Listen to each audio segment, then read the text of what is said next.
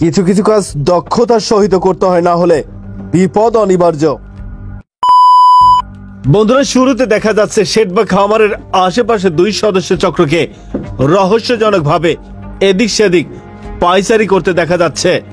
দেখে মনে হচ্ছে কিছু একটা ঘটাতে বা ঘটতে যাচ্ছে। ঠিক 5 সেকেন্ড পরে এই চক্রের আরো দুজন সদস্য গুটি গুটি পায়ে উপস্থিত হলো।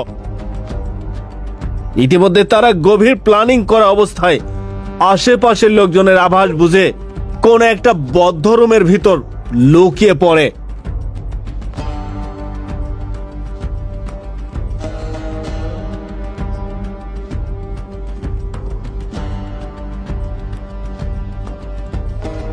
প্রিয় বন্ধুরা, আমরা এই মুহূর্তে আর একজনকে দেখতে পাচ্ছি, তবে হাঁটা চলার ধরন এবং অঙ্গি ভঙ্গি দেখে মনে হচ্ছে খামারের কর্মচারী।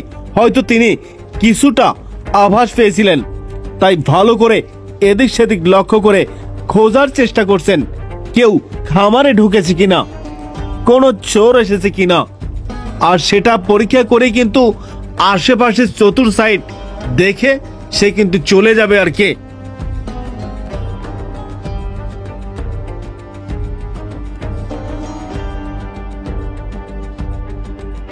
তারপর দেখা যাক কি ঘটাতে যাচ্ছে।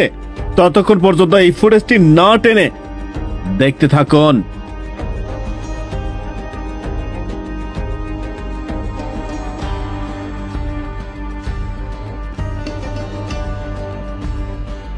বন্ধুরা, এদের ভাবসাব এবং অঙ্গভঙ্গি দেখে মনে হচ্ছে প্রফেশনাল কোনো চোর নয়।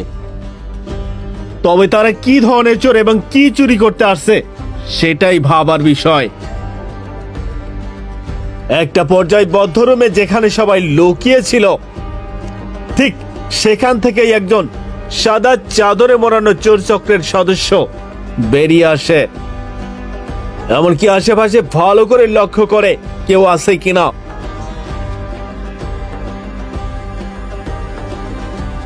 বন্ধুরা, খামার মালিক বা কর্মচারী চলে যাওয়ার পর একটা সময় জনমানবহীন হয়ে পড়ে। তারপর পরেই 4 সদস্যের চক্র একে একে বেরিয়ে আসতে শুরু করে।